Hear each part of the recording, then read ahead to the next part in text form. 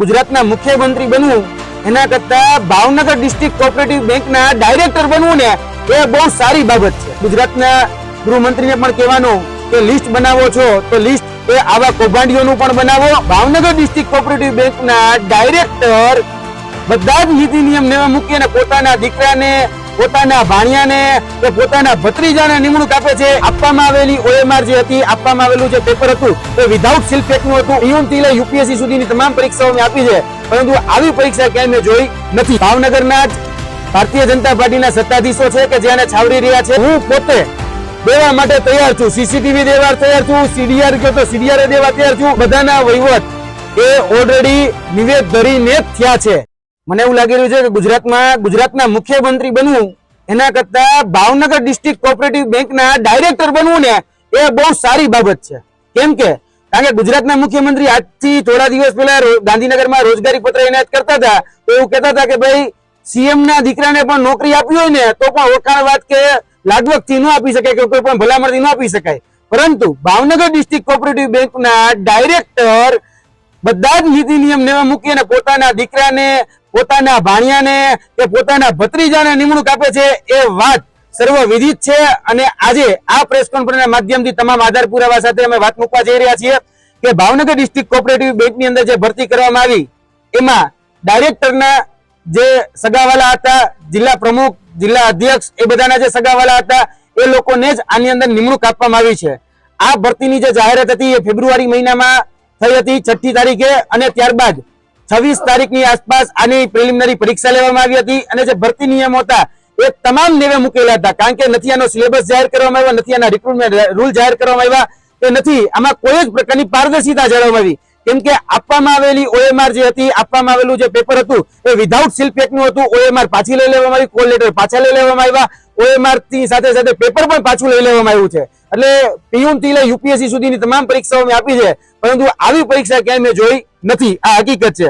અને એક પણ આમાં જે નામ છે એ બધા જ લોકો જે છે એ ક્યાંક ને ક્યાંક ડાયરેક્ટરના સગાવાલા અને જે સત્તાધીશો છે ભાવનગર ડિસ્ટ્રિક્ટ કોઓપરેટિવ બેંકના, એ સત્તાધીશોના સગાવાલા એટલે કે સગાવાદ, પરિવારવાદ અને ઓળખાણવાદથી જ સંપૂર્ણ ભરતી થયેલી છે।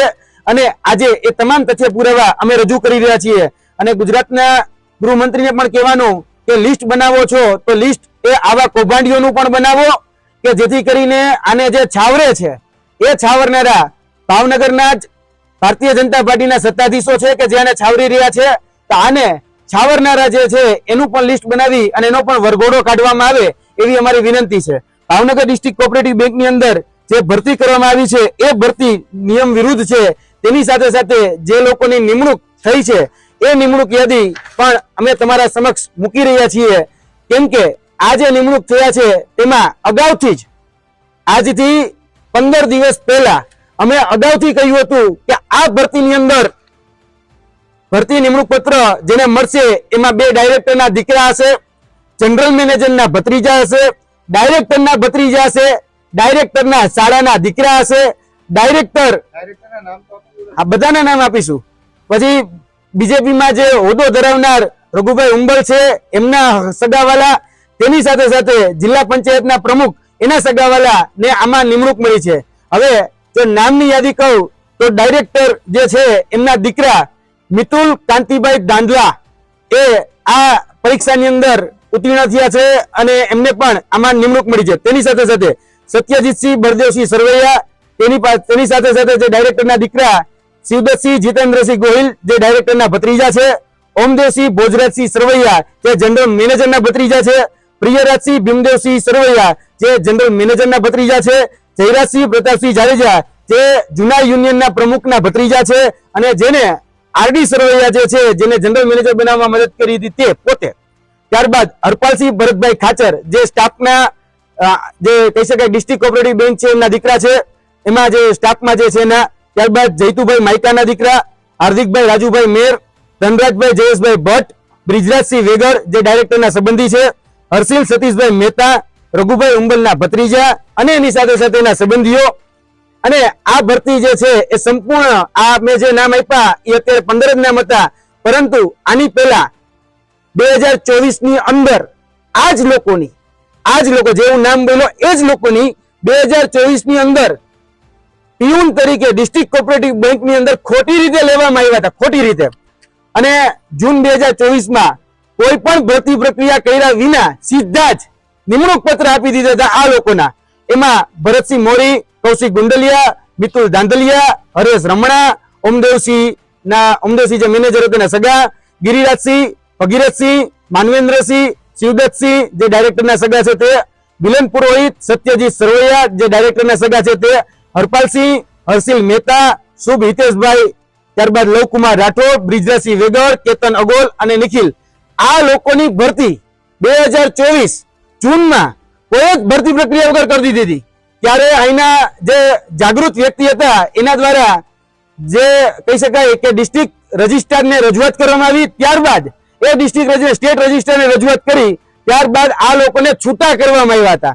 હવે છૂટા કરી અને અત્યારે જે એની માનીતી કંપની અમદાવાદ ખાતેની ઓમ એન્ટરપ્રાઇઝ કરીને જે સંસ્થા છે, એજન્સી છે, એને કામ સોંપી અને સ્પર્ધાત્મક પરીક્ષાના માધ્યમનું તરકટ નાટક રચી અને પોતાના લોકોને આમાં નોકરી આપેલ છે. જે ભૂતકાળમાં છૂટા કર્યા હતા એને આમાં સીધી ભરતી એટલે કે સ્પર્ધાત્મક પરીક્ષાના માધ્યમથી આ લોકોને નિમણૂક આપેલ છે. જેથી ગેરરીતિથી એમાં પણ ગેરરીતિ લઈ ગયા હતા, એના પણ હું નામ દઉં છું. મનદીપસિંહ કૃપાલસિંહ ગોયલ, વાંગધ્રા ઉમરાળા શાખા હાલ નોકરી કરે છે. સાગરભાઈ જીવાભાઈ આહિર, ઝાંઝમેર ધોળા શાખા હાલ નોકરી કરે છે, જે પેથાભાઈના સગા છે. જયેશ રમણીકભાઈ ભીંગરાડિયા જે ટીમ્બીના છે, ઉમરાળા શાખાએ હાલ નોકરી કરે છે. જગાભાઈ ચેરમેનના સગા ભત્રીજા છે આ ભાઈ. ત્યારબાદ ક્લાર્કમાં જેને લીધા છે એના નામ આપી રહ્યો છું.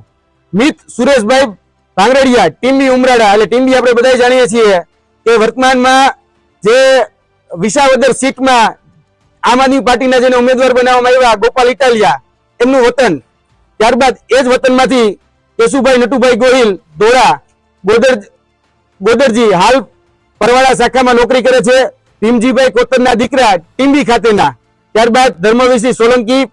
ત્યારબાદ જે લોકો આની અંદર ખોટી રીતે લાગ્યા છે એના તમામના લિસ્ટ આજે પ્રેસ મીડિયાના માધ્યમથી અમે આપી રહ્યા છીએ. આ જે ભરતી છે એ ભરતી ભાવનગર ડિસ્ટ્રિક્ટ કોઓપરેટિવ બેંક જે ભાવનગર ખાતે છે ત્યાંથી એની જે મુખ્ય શાખામાંથી વર્તમાનમાં 80 લોકોને ખોટી રીતે ભરતીનું તરકટ નાટક રચી અને લેવામાં આવ્યા છે. અને આ બાબતની જાણ એ જીતુ કેવડિયા જે એડમિન વિભાગમાં ઓફિસર હતા એમને પણ હતી અને એમને ક્યાંક આમાં સાથ સહકાર કહ્યો એટલે ક્યાંક ને ક્યાંક એને પણ પ્રોત્સાહન ભથ્થું તરીકે ક્યાંક ને ક્યાંક એજીએમ બનાવવામાં આવ્યો હોય આવી અમને શંકા છે. બીજું કે જ્યારે એને નિમણૂક આપવાની હતી એટલે કે 9 તારીખના રોજ 9 તારીખે ઇન્ટરવ્યુ હતું, 11 તારીખના રોજ જ્યારે નિમણૂક આપવાની હતી 2 દિવસ અગાઉ ભાવનગર ડિસ્ટ્રિક્ટ કોઓપરેટિવ બેંકના સીસીટીવી જોઈ લેવાની છૂટ રાતે ડિસ્ટ્રિક્ટ કોઓપરેટિવ બેંકના આ 80 ઉમેદવારને બોલાવવામાં આવે છે. પછી શા માટે બોલાવવામાં આવે? અને તમારે નિમણૂક આપવી જ છે તો જગ જાહેર કરો ને. તમામ ભરતીઓના મેરિટ યાદી, તમામ ભરતીઓના પરિણામ એ જગ જાહેર વેબસાઇટ ઉપર આવે છે. આ ભરતીનું કોઈ જ પ્રકારનું પરિણામ નથી વેબસાઇટ ઉપર આવ્યું કે નથી બીજી ત્રીજી રીતે કોઈ જાહેર કરવામાં આવ્યું. તેની સાથે સાથે જે નિમણૂક આપવામાં આવી છે એ બધા જ લોકો એ ક્યાંક ને ક્યાંક અત્યારે નિમણૂક લઈ અને જે તે શાખાઓમાં હાજર થઈ ગયા છે. અને તમે એના સીસીટીવી જોશો, હવે કદાચ એને દૂર કરે તો તમને ખ્યાલ હશે કે ખોટી રીતે જે તે શાખામાં ભાવનગરની અંદર જોવા જો 80 શાખા ઉપર છે તો 80 શાખામાં અલગ અલગ લોકોને નિમણૂક આપેલી છે.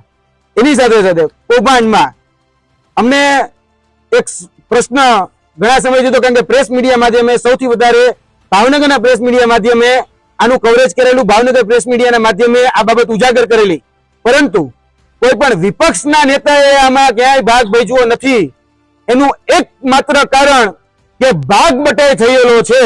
વિપક્ષ અને સત્તા પક્ષ બંનેના નજીકના વાલા દવલાને લેવામાં આવ્યા છે એટલે વિપક્ષ પણ આમાં મૌન સેવીને બેઠો છે.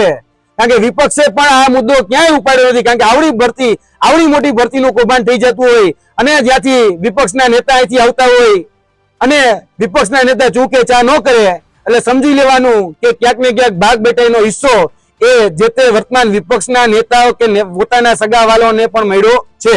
ત્યારબાદ ભીખાભાઈ જાજડીયા નામના જે સામાજિક આગેવાન છે એને ભૂતકાળમાં ઘણી બધી અરજીઓ એ આમાં કરેલી હતી અને તેના માધ્યમથી જ જે જૂન 2024માં જે ભરતીઓ કરવામાં આવી એ પણ દૂર થયા. તેના બાદ આ જ ભરતીમાં મારી અગાઉ ભીખાભાઈ જાજડીયા આની રજૂઆત જે અહીંયા ડિસ્ટ્રિક્ટ રજિસ્ટ્રાર છે અને ત્યારબાદ ગાંધીનગર જે રજિસ્ટર છે એને કરી ચૂક્યા હતા, હજી સુધી એક્શન લેવામાં નથી આવ્યા.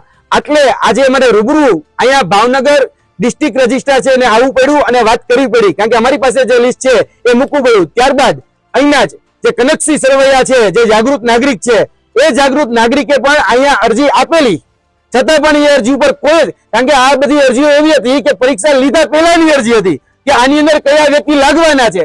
મેં અગાઉ પ્રેસ કોન્ફરન્સ કરીને કીધું હતું કે ડાયરેક્ટરના દીકરા, ડાયરેક્ટરના ભત્રીજા, જે અહીંના પ્રમુખ છે એના દીકરા અને એના ભત્રીજા લાગવાના છે. એ જ રીતે અહીંના જાગૃત નાગરિક દ્વારા પણ ભીખાભાઈ જાજડિયા હોય કે પછી એની સાથે સાથે કનકસિંહ હોય એને પણ રજૂઆત કરેલી હતી. અમે ક્યાંય આ બાબતને છોડવાના નથી. ભીખાભાઈ જાજડિયાએ પણ નથી છોડ્યા, કારણ કે ગઈકાલે મેં એની સાથે પણ મુલાકાત કરી છે આધાર પુરાવા મેળવવા માટે. તેની સાથે સાથે અમે બીજા અન્ય જે અહીંના જાગૃત નાગરિક છે જે ખરેખર ઈચ્છી રહ્યા છે કે સરકારી ક્ષેત્રમાં ચાલતો જે ભ્રષ્ટાચાર છે, જે સહકારી ક્ષેત્રની ગોળ ખોદી રહ્યો છે, એ દૂર થાય. એટલે આમાં જે બુદ્ધિજીવીઓ જોડાણા છે એ આ ભ્રષ્ટાચારને દૂર કરવા માંગે છે. સહકારી ક્ષેત્રમાં ચાલતા જે ભ્રષ્ટાચાર કૌભાંડ છે બંધ કરવા માંગે છે. અમારી માધ્યમથી માંગણી છે સહકારને કે તાત્કાલિક ધોરણે આ સરકારી જે ભરતીઓ છે, સહકારી ભરતીઓ, એને સરકારની રીતે સેન્ટ્રલાઇઝ કરવામાં આવે.